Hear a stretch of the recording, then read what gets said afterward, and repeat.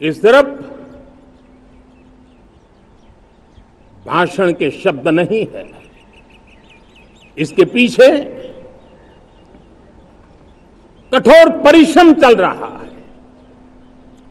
देश के कोटि कोटि जनों के सुझाव लिए जा रहे हैं और हमने देशवासियों से सुझाव मांगे और मुझे प्रसन्नता है कि मेरे देश के करोड़ों नागरिकों ने विकसित भारत 2047 के लिए अनगिनत सुझाव दिए हैं।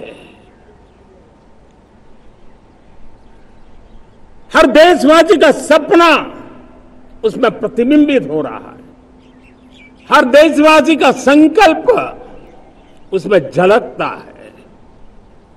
युवा हो, बुजुर्ग हो, गांव के लोग हो, शहर के लोग हो, किसान हो, कामदार हो, दलित हो, आदिवासी हो, पहाड़ों में रहने वाले लोग हो, जंगल में रहने वाले लोग हो, शहरों में रहने वाले लोग हैं, हर किसी ने 2047 में जब देश आजादी का 100 साल मनाएगा तब तक विकसित भारत के लिए अनमोल सुझाव दिए हैं। और मैं जब इन सुझावों को देखता था मेरा मन प्रसन्न हो रहा था। उन्होंने क्या लिखा? कुछ लोगों ने कहा कि दुनिया का स्किल कैपिटल बनाने का सुझाव हमारे सामने रखा। 2047 विकसित भारत के लिए कुछ लोगों ने भारत को मैन्युफैक्चरिंग का ग्लोबल हब बनाने का सुझाव दिया। कुछ लोगों ने भारत की हमारी यूनिवर्सिटीज ग्लोबल बने इसके लिए सुझाव दिया। कुछ लोगों ने यह भी कहा कि क्या आजादी के इतने सालों के बाद हमारा मीडिया ग्लोबल नहीं होना चाहिए। कुछ लोगों ने यह भी कहा कि हमारा स्किल्ड युवा विश्व की पहली पसंद बनना चाहिए। कुछ लोगों ने सुझाव दिया भारत को जल्द से जल्द जीवन के हर क्षेत्र में आत्मनिर्भर बनना चाहिए। कई लोगों ने सुझाव दिया कि हमारे किसान जो मोटा अनाज पैदा करते हैं, जिसको हम श्री अन्न कहते हैं, उस सुपर फूड को दुनिया के हर डाइनिंग टेबल पर पहुंचाना है। हमें विश्व के पोषण को भी बल देना है और भारत के छोटे किसानों को भी मजबूती देनी है। कई लोगों ने सुझाव दिया कि देश में स्थानीय स्वराज की संस्थाओं से लेकर के अनेक इकाइयां हैं, उन सब में गवर्नेंस के रिफॉर्म की बहुत जरूरत है। कई लोगों ने लिखा कि न्याय के अंदर जो विलंब हो रहा है उसके प्रति चिंता जाहिर की और यह भी कहा कि हमारे देश में न्याय व्यवस्था में रिफॉर्म की बहुत बड़ी जरूरत है। कई लोगों ने लिखा कि कई ग्रीनफील्ड सिटीज बनाने की अब समय की मांग है। किसी ने बढ़ती हुई प्राकृतिक आपदाओं के बीच शासन प्रशासन में कैपेसिटी बिल्डिंग के लिए एक अभियान चलाने का सुझाव दिया। बहुत सारे लोगों ने यह सपना भी देखा है कि अंतरिक्ष में भारत का स्पेस स्टेशन जल्द से जल्द बनना चाहिए।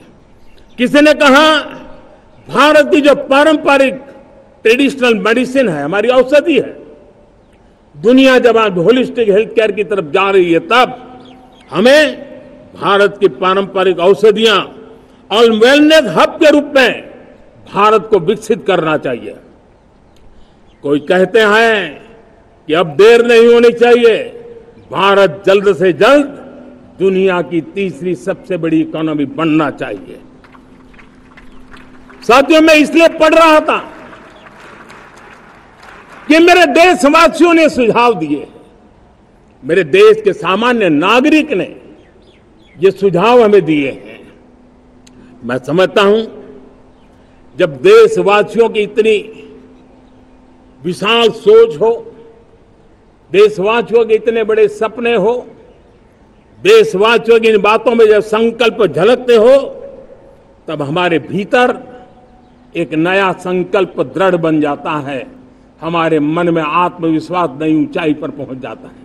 और साथियों, देशवासियों का ये भरोसा सिर्फ कोई इंटेलेक्चुअल डिबेट नहीं है, ये भरोसा अनुभव से निकला हुआ है।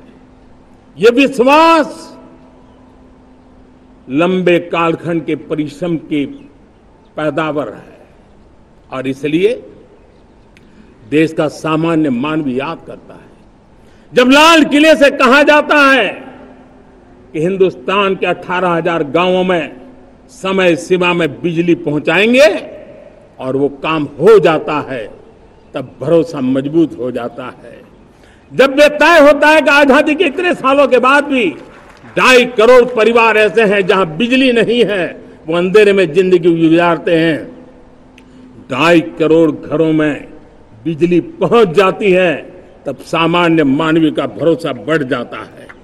जब लाल किले से स्वच्छ भारत की बात कही जाए, तब इस देश के अग्रिम हरोड़ पंक्ति में बैठे हुए लोग हो, गांव के लोग हो, गरीब बस्ती में रहने वाले लोग हो, छोटे छोटे बच्चे हो, हर परिवार के अंदर स्वच्छता का वातावरण बन जाए, स्वच्छता की चर्चा हो, स्वच्छता के संदर्भ में एक दूसरे को रोक टोकने का निरंतर प्रयास चलता रहे।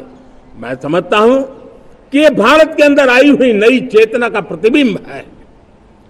जब देश के सामने लाल किले से कहा जाए कि आज हमारे परिवारों में 3 करोड़ परिवार ऐसे हैं जिनके घर में नल से जल मिलता है, आवश्यक है हमारे इन परिवारों को पीने का शुद्ध पानी पहुंचे। जल जीवन मिशन के तहत इतने कम समय में नए 12 करोड़ परिवारों को जल जीवन मिशन के तहत नल से जल पहुंच रहा है। आज 15 करोड़ परिवार इसके लाभार्थी बन चुके हैं। हमारे कौन लोग वंचित थे इन व्यवस्थाओं से, कौन पीछे रह गए थे? समाज के अग्रिम पंक्ति के लोग इसके लिए अभाव में नहीं जीते थे। मेरे दलित, मेरे पीड़ित, मेरे शोषित, मेरे आदिवासी भाई बहन, मेरे गरीब भाई बहन, मेरे झुग्गी झोपड़ी में जिंदगी गुजारने वाले लोग, वही तो इन चीजों के अभाव में जी रहे थे। हमने अनेक ऐसे प्राथमिक आवश्यकताओं की पूर्ति के लिए जो प्रयास किया और उसका परिणाम हमारे इन सारे समाज के बंधुओं को मिला है। हमने वोकल फॉर लोकल का मंत्र दिया। आज मुझे खुशी है कि वोकल फॉर लोकल ने अर्थतंत्र के लिए एक नया मंत्र बन गया है। हर डिस्ट्रिक्ट अपनी पैदावार के लिए गर्व करने लगा है। 1 डिस्ट्रिक्ट 1 प्रोडक्ट का माहौल बना है। अब 1 डिस्ट्रिक्ट 1 प्रोडक्ट को 1 डिस्ट्रिक्ट का 1 प्रोडक्ट एक्सपोर्ट कैसे हो, उस दिशा में हर जिले सोचने लगे हैं। रिन्यूएबल एनर्जी का संकल्प लिया था। G20 समूह के देशों ने जितना किया है उससे ज्यादा भारत ने किया है और भारत ने ऊर्जा के क्षेत्र में आत्मनिर्भर बनने के लिए, ग्लोबल वार्मिंग की चिंताओं से मुक्ति पाने के लिए हमने काम किया है। साथियों, देश गर्व करता है आज जब फिनटेक की सफलता को लेकर पूरा विश्व भारत से कुछ सीखना समझना चाहता है, तब हमारा गर्व और बढ़ जाता है। साथियों, हम कैसे भूल सकते हैं कोरोना के वो संकट काल। विश्व में सबसे तेज गति से करोड़ों लोगों को वैक्सीनेशन का काम हमारे इसी देशों में हुआ। यही देश हैं जो कभी आतताई आतंकवादी हमें आकर के मार के चले जाते थे। जब देश की सेना सर्जिकल स्ट्राइक करती है, जब देश की सेना एयर स्ट्राइक करती है, तो देश के नौजवानों का सीना ऊंचा हो जाता है, तन जाता है, गर्व से भर जाता है। और यही बातें हैं जो आज 140 करोड़ देशवासियों का मन गर्व से भरा हुआ है, आत्मविश्वास से भरा हुआ है। साथियों, इन सारी बातों के लिए एक सुविचारित प्रयास हुआ है। रिफॉर्म की परंपरा को सामर्थ्य दिया गया है, नक्कर तरीकों के, नक्कर लक्ष्य को लेकर के। और जब राजनीतिक नेतृत्व की संकल्प शक्ति हो, दृढ़ विश्वास हो, जब सरकारी मशीनरी उसको लागू करने के लिए समर्पण भाव से जुट जाती है और जब देश के हर नागरिक उस सपने को पूरा करने के लिए, जन भागीदारी करने के लिए, जन आंदोलन बनाने के लिए आगे आता है, तब हमें निश्चित परिणाम मिलता ही रहता है।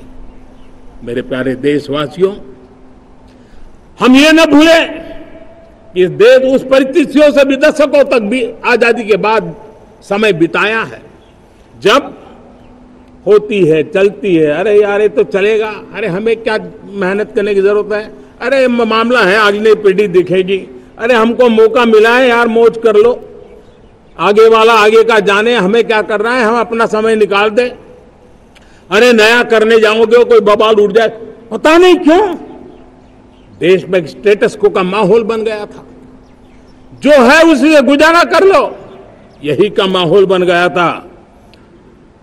और लोग तो कहते हैं अरे भाई छोड़ो, अब कुछ होने वाला नहीं है, चलो, ऐसा ही मन बन गया था। हमें इस मानसिकता को तोड़ना था, हमें विश्वास से भरना था, और हमने उस दिशा में प्रयास किया। कई लोग तो कहते थे अरे भाई अगली पीढ़ी के लिए काम हम अभी से क्यों करें, हम तो आज का देखें। लेकिन देश का सामान्य नागरिक ये नहीं चाहता था, वो बदलाव के इंतजार में था, वो बदलाव चाहता था, उसकी ललक थी, लेकिन उसके सपनों को किसी ने तवज्जो नहीं दी, उसकी आशा आकांक्षाओं को, अपेक्षाओं को तवज्जो नहीं दी गई, और उसके कारण वो मुसीबतों को झेलते हुए गुजारा करता रहा, वो रिफॉर्म्स का इंतजार करता रहा। हमें जिम्मेदारी दी गई और हमने बड़े रिफॉर्म्स जमीन पर उतारे। गरीब हो, मिडिल क्लास हो, हमारे वंचित लोग हो, हमारी बढ़ती जाती शहरी आबादी हो, हमारे नौजवानों के सपने हो, संकल्प हो, आकांक्षाएं हो, उनके जीवन में बदलाव लाने के लिए रिफॉर्म का मार्ग हमने चुना। और मैं देशवासियों को विश्वास दिलाना चाहता हूं, रिफॉर्म के प्रति हमारी जो प्रतिबद्धता है वो पिंक पेपर के एडिटोरियल के लिए सीमित नहीं है। हमारे रिफॉर्म्स की ये प्रतिबद्धता है, वो 4 दिन की वाहवाही के लिए नहीं है। हमारी रिफॉर्म्स की प्रक्रिया किसी मजबूरी में नहीं है, देश को मजबूती देने के इरादे से है। और इसलिए मैं आज कह सकता हूं, रिफॉर्म का हमारा मार्ग एक प्रकार से ग्रोथ की ब्लूप्रिंट बनी हुई है। ये हमारा रिफॉर्म, ये ग्रोथ, ये बदलाव, ये सिर्फ डिबेट क्लब के लिए, इंटेलेक्चुअल सोसाइटी के लिए, एक्सपर्ट लोगों के लिए सिर्फ चर्चा का विषय नहीं है। साथियों, हमने राजनीतिक मजबूरी के कारण नहीं किया है। हम जो कुछ भी कर रहे हैं वो राजनीति का भागा गुणा करके नहीं सोचते हैं। हमारा एक ही संकल्प होता है, नेशन फर्स्ट, नेशन फर्स्ट, राष्ट्र हित सुप्रीम, ये मेरा भारत महान बने, इसी संकल्प को लेकर के हम कदम उठाते हैं। साथियों, जब रिफॉर्म की बात आती है, एक लंबा परिवेश है, अगर मैं उसकी चर्चा में चला जाऊंगा तो शायद घंटों निकल जाएंगे, लेकिन मैं छोटा सा उदाहरण देना चाहता हूं। बैंकिंग क्षेत्र में जो रिफॉर्म हुआ, आप सोचिए बैंकिंग क्षेत्र का क्या हाल था। न विकास होता था, न विस्तार होता था, न विश्वास बढ़ता था। इतना ही नहीं, जिस प्रकार की कारनामे चले उसके कारण हमारे बैंक संकटों से गुजर रहे थे। हमने बैंकिंग सेक्टर को मजबूत बनाने के लिए अनेकविध रिफॉर्म्स किए, और आज उसका कारण हमारी बैंक विश्व में जो इन्हीं गुने मजबूत बैंक के हैं, उसमें भारतीय बैंकों ने अपना स्थान बनाया है। और जब बैंक मजबूत होती है ना, तब फॉर्मल इकोनॉमी की ताकत भी बढ़ती है। जब बैंक की व्यवस्था बन जाती है, जब सामान्य, खास करके मध्यम वर्ग के परिवार की जो रिक्वायरमेंट होती है, उसको पूरा करने की सबसे बड़ी ताकत बैंकिंग सेक्टर में होती है। अगर उसको होम लोन चाहिए, उसको व्हीकल का लोन चाहिए, मेरे किसान को ट्रैक्टर के लिए लोन चाहिए, मेरे नौजवानों को स्टार्टअप के लिए लोन चाहिए, मेरे नौजवानों को कभी पढ़ने के लिए एजुकेशन के लिए लोन चाहिए, किसी को विदेश जाने के लिए लोन चाहिए, ये सारी बातें उसे संभव होती है। मुझे तो खुशी है कि मेरे पशुपालक भी, मेरे मछली पालन करने वाले भाई बहन भी आज बैंकों से लाभ ले रहे हैं। मुझे खुशी है मेरे रेहड़ी पटरी वाले लाखों भाई बहन आज बैंक से साथ जुड़ करके अपनी नई ऊंचाइयों को प्राप्त कर रहे हैं और विकास की दिशा में वो भागीदार बन रहे हैं। हमारे एमएसएमईज, हमारे लघु उद्योग के लिए तो बैंक एक सबसे बड़ी सहायक होती है। उसको रोजमर्रा पैसों की जरूरत होती है अपने नित्य मर्जी पर प्रगति के लिए, और उस काम को हमारी मजबूत बैंकों के कारण संभव हुआ है। साथियों,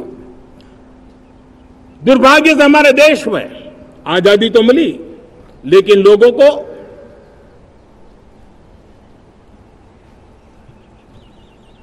एक प्रकार से माई बाप कल्चर से गुजरना पड़ा। सरकार के पास मांगते रहो, सरकार के पास हाथ फैलाते रहो, किसी की सिफारिश के लिए रास्ते खोजते रहो, वही कल्चर डेवलप हुआ था।